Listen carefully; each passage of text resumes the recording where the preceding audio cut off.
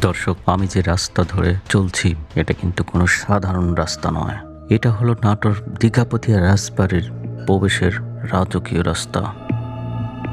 এই রাস্তা ধরে রাজ পরিবারের সদস্যরা পার হওয়ার পর দুপাশ হতে রাস্তা আলাদা হয়ে অদৃশ্য হয়ে যেত। এটা এক জাদুর রাস্তা যা ভাস করে রাখা হতো।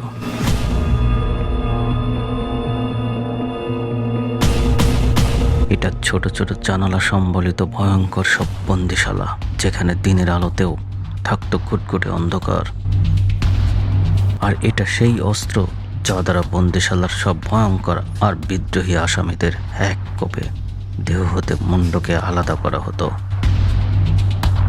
এই যে ঘড়ি, এটাও কিন্তু কোনো সাধারণ ঘড়ি নয়। এটা সুদূর ইতালির ফ্লোরেন্স হতে আনা, যা আজও ঘন্টা বাজিয়ে এর রাজকীয়তার জানান দেয় এই নাটোর শহরবাসীর কাছে।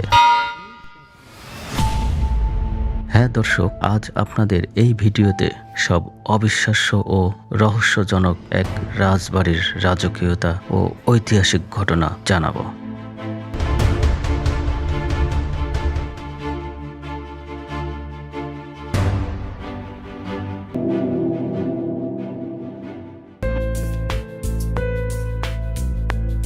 প্রিয় দর্শক, নাটোর হতে মাহমুদ ডকুমেন্টারি চ্যানেলের পক্ষ থেকে জানাই শুভেচ্ছা। দেশের ইতিহাস, ঐতিহ্য ও সংস্কৃতিকে তুলে ধরার ধারাবাহিকতায় আজ আমরা চলে এসেছি দেশের উত্তর পশ্চিমের জনপদ নাটোর শহরে, যার দূরত্ব ঢাকা হতে প্রায় 220 কিলোমিটার।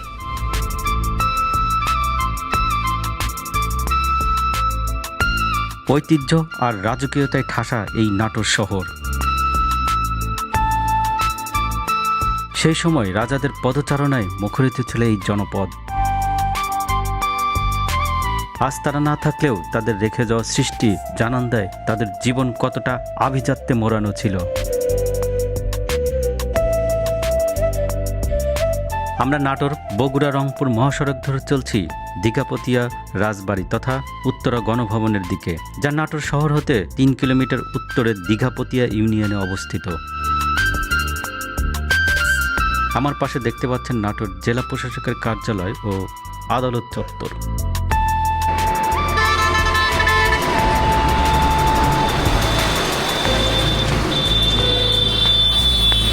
কাঁচাগোল্লা, যা নাটোর শহরকে করেছে আরও সুপরিচিত।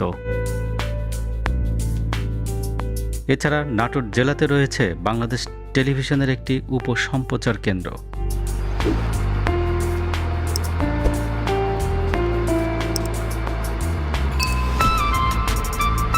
ডান দিকে যে সড়কটি ভাগ হয়ে গেল এটাই হলো বগুড়া রংপুর মহাসড়ক, আর বাম দিকে চলে গেল দীঘাপতিয়া রাজবাড়ি তথা উত্তরা গণভবনের দিকে।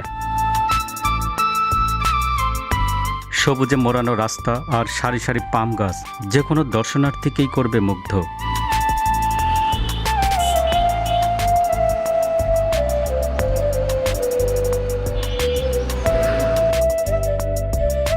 সারি সারি উঁচু এই পাম গাছগুলোই উত্তরা গণভবনের প্রধান ফটকেই আপনাকে স্বাগত জানাবে।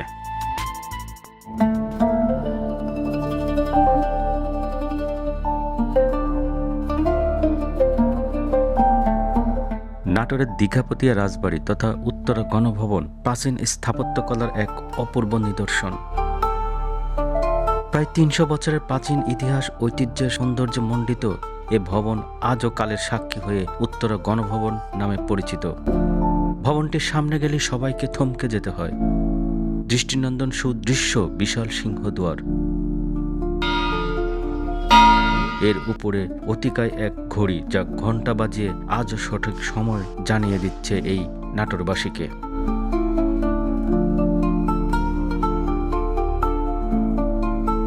চারিদিকে সুপ্রাচীর ও পরীক্ষা বেষ্টনী, দেশি বিদেশি দুষ্প্রাপ্য সব বৃক্ষ, ইতালিয়ান গার্ডেনের শ্বেত পাথরে ভাস্কর্য, সুশোভিত দৃষ্টিনন্দন বিশালে রাজপ্রাসাদ।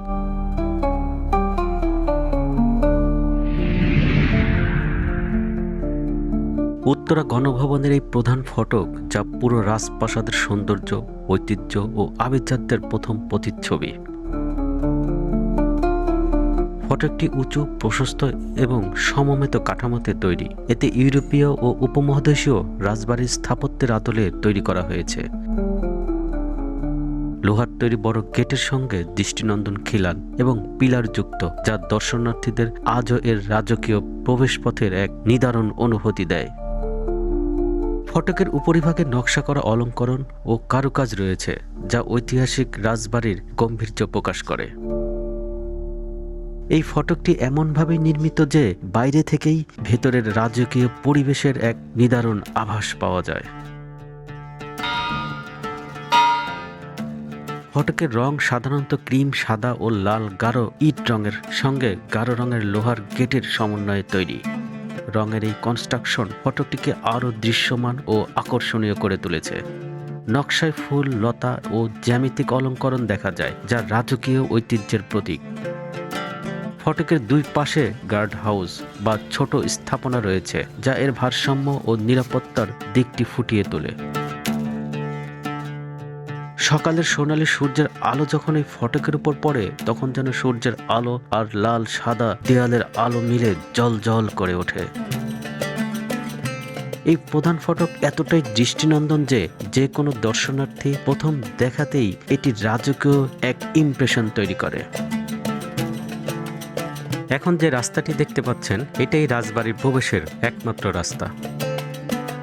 বর্তমানে এই রাস্তাটি দেখতে যতটা স্বাভাবিক মনে হলেও কিন্তু সে সময়ে এটি ছিল একটি রহস্যে ঘেরা রাস্তা। তখন এই সরাসরি রাস্তার পরিবর্তে এখানে ছিল একটি সেতু। রাজ পরিবারের সদস্যরা যখন ঘোড়ার গাড়িতে করে পার হয়ে যেত, সেতুর মাঝ বরাবর হতে দুপাশে ভাঁজ হয়ে যেত, অর্থাৎ এটি ছিল একটি ফোল্ডিং সেতু।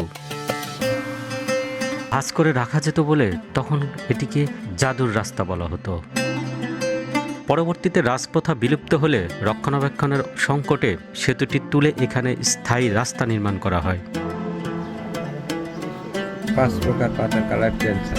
আচ্ছা আচ্ছা, দারুণ তো। আর মানে এটা বিরল গাছ, এটা উত্তরে গণভবনে 4টি গাছ আছে। এই দীঘাপতিয়া রাজবাড়িতে প্রবেশের সময় ডানে বা বামে তাকালেই দেখতে পাবেন এরকম লেক বা পরীক্ষা।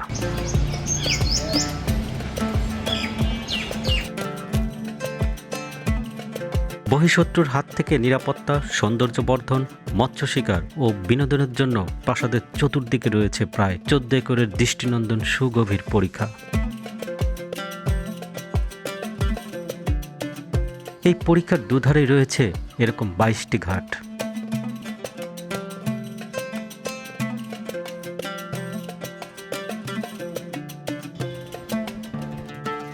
এই রাজবাড়িতে মোট 12টি ভবন রয়েছে। তার মধ্যে উল্লেখযোগ্য হল প্রধান প্রাসাদ, কুমার প্যালেস, ট্রেজারি ভবন, স্টাফ কোয়ার্টার।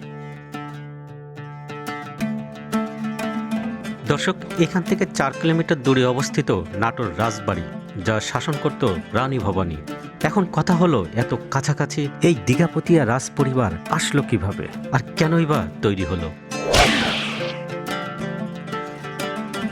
সেটার পেছনে রয়েছে আরেক ইতিহাস। তো চলুন সেটা জানা যাক। 1706 সালে নাটোরের জমিদারি প্রতিষ্ঠা শুরু করেন রামজীবন রায়, অর্থাৎ নাটোর রাজবাড়ি 1706 সালে প্রতিষ্ঠা হয় রামজীবনের হাত ধরে। রামজীবনের নিজের কোনো সন্তান ছিল না, তিনি দত্তক পুত্র লালন পালন করতেন। তার নাম ছিল রামকান্ত রায়। এই রামকান্তের সাথে বিয়ে হয় রানী ভবানীর। রামজীবনের অর্থাৎ রানী ভবানীর শ্বশুরের দয়ারাম নামের এক চৌকস দেওয়ান ছিল।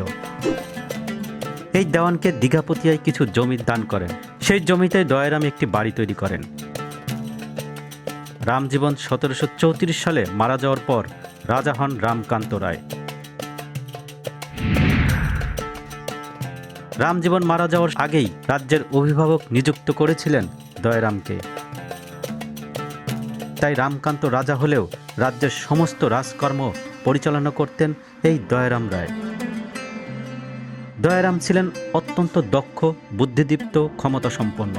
তার দক্ষতার কারণেই নাটোর রাজবংশের ব্যাপক সমৃদ্ধি ঘটে। 1748 সালে রানী ভবানীর স্বামী রামকান্ত মারা যাওয়ার পরে রানী ভবানীকেই আলীবর্দী খাঁ বিশাল জমিদারি দায়িত্ব দেন। রানী ভবানী দয়ারামের রাজকর্ম পরিচালনায় খুশি হয়ে দীঘাপতিয়া ও পরগনা জমিদারি দান করেন। তখন থেকেই এই দীঘাপতিয়া আলাদা একটি রাজবাড়ি হিসেবে মর্যাদা পেয়ে থাকে। তারপর দয়ারামের নাম হয় রাজা দয়ারাম হিসেবে। এভাবেই প্রতিষ্ঠা ও সমৃদ্ধি ঘটে এই দীঘাপতিয়া রাজবাড়ির। প্রিয় দর্শক, পর্দায় যে স্থাপনাটি দেখতে পাচ্ছেন এটি হলো দীঘাপতিয়া রাজবাড়ির প্রধান স্থাপনা। 1802 সালে রাজা রামজীবন 42 একর জমির ওপর রাজপ্রাসাদটি নির্মাণ করেন।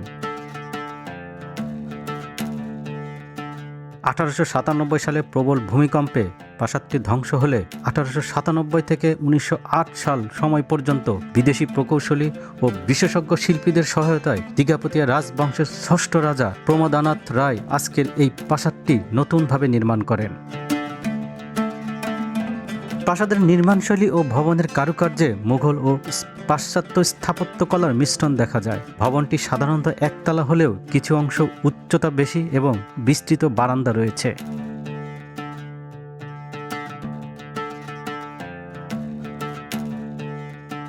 জানালা ও দরজাগুলো বড় এবং খিলান আকৃতির, যা ভেতরের আলো বাতাস প্রবেশ সহজ করে।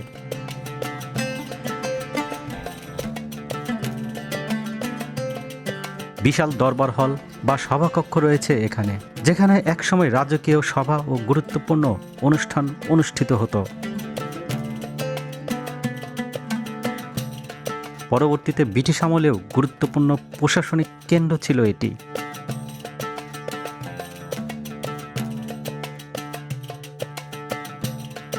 (1967 সালে তৎকালীন পূর্ব পাকিস্তানের গভর্নর মোনায়েম খান একে গভর্নরের বাসভবন হিসেবে উদ্বোধন করেন। বাংলাদেশ স্বাধীন হওয়ার পর 1972 সালের 9 ফেব্রুয়ারি বাংলাদেশ সরকার এটিকে উত্তরাঞ্চলের সরকারি সদর দপ্তর হিসেবে আনুষ্ঠানিক ব্যবহার শুরু ও উত্তরা গণভবন হিসেবে নামকরণ করেন।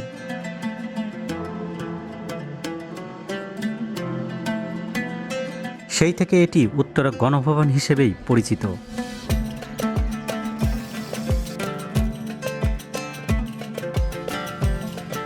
এই ভবনের হলরুমের শীর্ষে রয়েছে বিশাল ও বেশ উঁচু একটি গম্বুজ।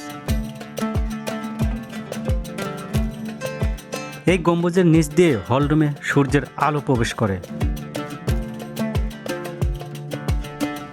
ভবনের ফটকের সামনে আজও তাক করা আছে সেই সময়কার দুটি কামান।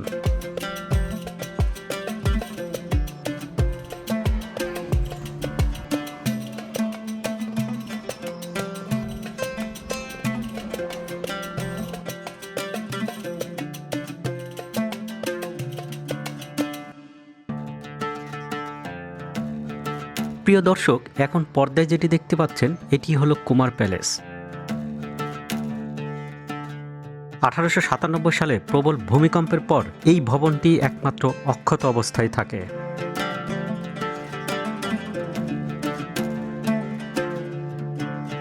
দ্বিতল ভবন বিশিষ্ট এই রাজপ্রাসাদটির উপরের তলায় ছিল রাজকর্মচারীদের অফিস কক্ষ।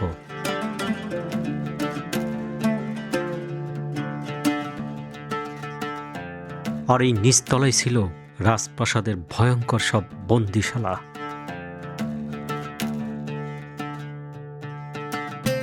এই বন্দিশালা এতটাই ভয়ঙ্কর ছিল যে দিনের বেলাতেও থাকত ঘুটঘুটে অন্ধকার।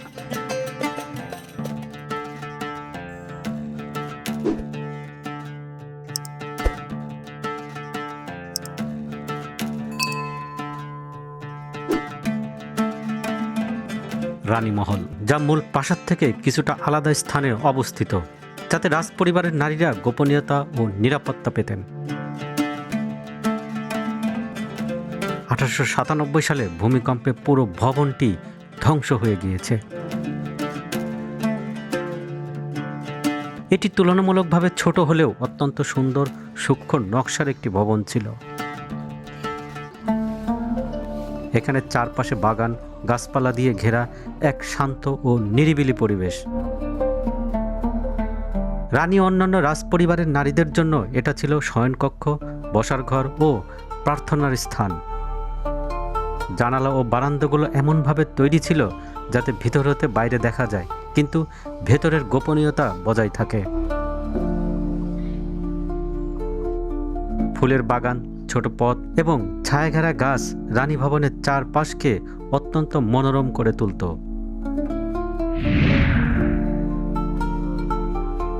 এটি ছিল এক ধরনের নির্জন ও ব্যক্তিগত আবাসিক জোন। সহজভাবে এটি ছিল রানীদের ব্যক্তিগত এক জগৎ। ভবনটি পুরোপুরি ধ্বংস হয়ে গেলেও সেই শান বাঁধানো ঘাট আজও অক্ষত অবস্থায় আছে। এই শান বাঁধানো ঘাটেই তখনকার সেই সময়ে রাজ পরিবারের নারীদের পদচারণার স্পর্শ যেন এখনো লেগে আছে। রানীরা এখানে স্নান করতেন, পূজা বা ধর্মীয় আচার পালন করতেন, অবসর সময় কাটাতেন।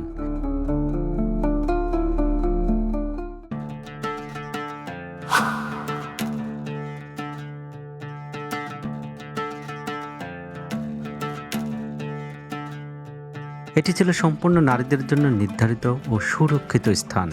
ভোর বা বিকেলে এই ঘাটে দাঁড়াইলে পানির উপর সূর্যের আলো পড়া এক অপূর্ব দৃশ্য তৈরি করে। চারপাশের গাছপালার প্রতিফলন পানিতে পড়ে এক শান্ত ধ্যানময় পরিবেশ সৃষ্টি করে। এটি ছিল শান্তি ও আধ্যাত্মিকতার এক অনন্য স্থান। রাজ পরিবারের বিনোদনের জন্য একটি ছোট চিড়িয়াখানা তৈরি করা হয়েছিল। এটি মূলত রাজা রানীদের বিনোদন ও অতিথিদের আকর্ষণের জন্য তৈরি করা হয়েছিল। সেই সময় এটি ছিল এক ধরনের বিলাসিতা ও ক্ষমতার প্রতীক। ঐতিহাসিকভাবে এখানে বিভিন্ন প্রাণী রাখা হতো, যেমন হরিণ, ময়ূর, বিভিন্ন পাখি, ছোটখাটো বন্যপ্রাণী ইত্যাদি। এখন আগের মতো প্রাণী না থাকলেও জায়গাটি এখনও পরিচিত মিনি চিড়িয়াখানা নামে।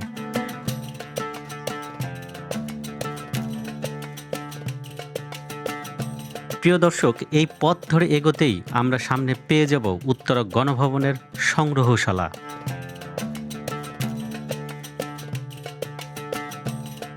নির্ধারিত ফি দিয়ে আমরা সংগ্রহশালার ভিতরে ঢুকছি। তো চলুন দেখা যাক ভিতরে কি আছে। গণভবনের পুরাতন এই ট্রেজারি ভবনে স্থাপিত সংগ্রহশালায় বিভিন্ন রাজার আমলের অন্তত শতাধিক জিনিসপত্র ও দুষ্প্রাপ্য সামগ্রী স্থান পেয়েছে। এ যেন অতীতের সাথে বর্তমানের মেলবন্ধন তৈরি করেছে এই সংগ্রহশালা। রাজ আমলে ব্যবহৃত ধাতব মুদ্রা ও ব্যবহৃত লোহার টাং দেখতে পাচ্ছেন। প্রিয় দর্শক, আপনারা দেখতে পাচ্ছেন রাজবাড়ির সংক্ষিপ্ত বিবরণ।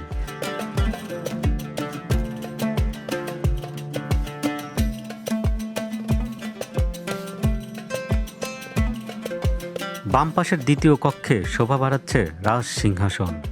এটি রাজ্যের দ্বিতীয় সিংহাসন। প্রথমটি বাংলাদেশ জাতীয় জাদুঘরে সংরক্ষিত আছে। প্রিয় দর্শক, দেখতে পাচ্ছেন রাজার পালঙ্ক ও ড্রেসিং টেবিল। এছাড়াও এখানে রয়েছে রাজকুমারী ইন্দ্রপ্রভা চৌধুরী রানীর ব্যক্তিগত ডায়েরি, আত্মজীবনী, পাণ্ডুলিপি ও তার কাছে লেখা স্বামী মহেন্দ্রনাথ চৌধুরীর রাশি রাশি চিঠি।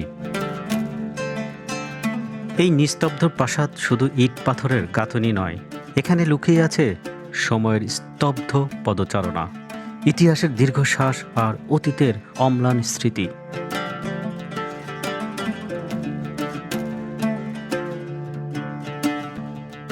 উত্তরা গণভবন আজও দাঁড়িয়ে আছে রাজনীতির উত্থান পতন, শাসনের পরিবর্তন আর জাতির গল্পের নীরব সাক্ষী হয়ে। এর প্রতিটি প্রাচীর যেন বলে যায় অজস্র না বলা গল্প, যেখানে মিশে আছে ক্ষমতার আলো আর ইতিহাসের ছায়া।